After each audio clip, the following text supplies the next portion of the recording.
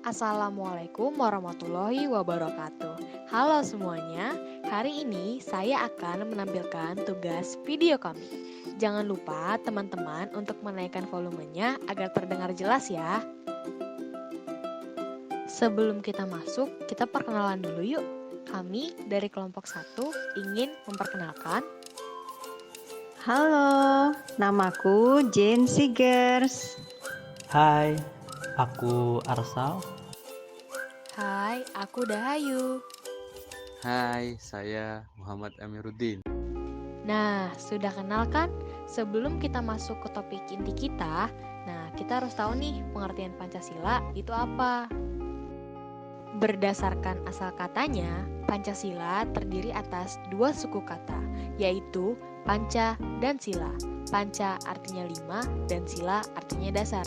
Jadi, Pancasila adalah 5 dasar dari Negara Kesatuan Republik Indonesia. Dan Pancasila mencakup 5 bunyi. 1. Ketuhanan yang Maha Esa. 2. Kemanusiaan yang adil dan beradab. 3. Persatuan Indonesia. 4.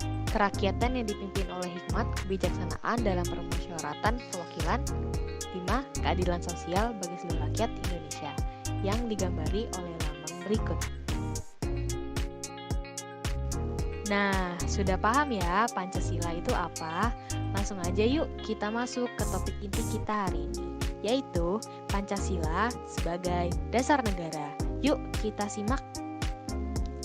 Pengertian Pancasila sebagai dasar negara menunjukkan bahwa Pancasila digunakan sebagai dasar negara dalam mengatur pemerintahan negara dan penyelenggaraan negara.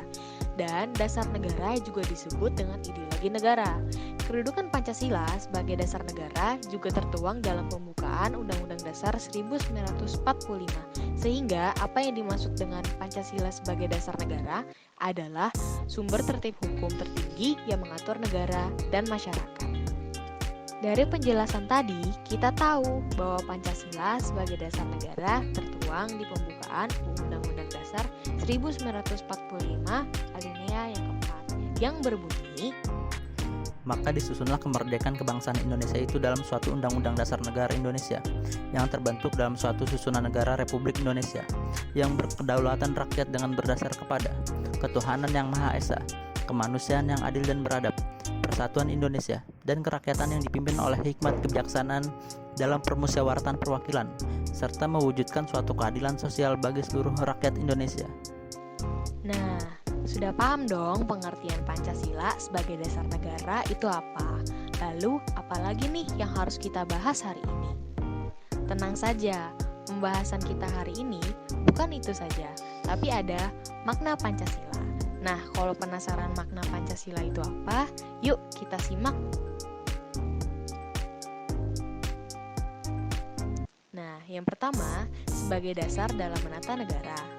Yang kedua, mengatur para aparatur negara agar tidak keluar pakem sehingga terbentuk aparatur yang berdedikasi dan bertanggung jawab sesuai alinea yang keempat. Yang ketiga, ada sebagai dasar dalam beraktivitas.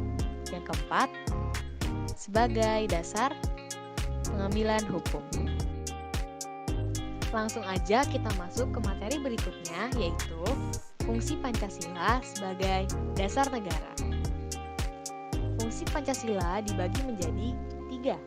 Yang pertama, ada Pancasila sebagai pandangan hidup bangsa.